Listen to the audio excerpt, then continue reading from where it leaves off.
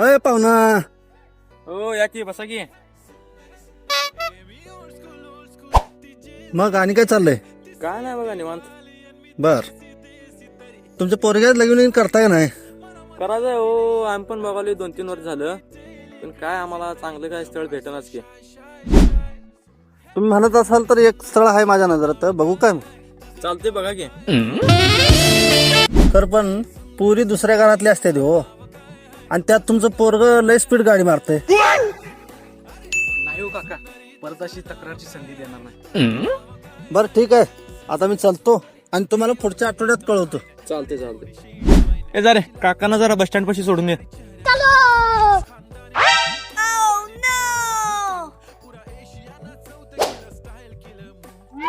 पोरगी चांगली तर आहे ना व?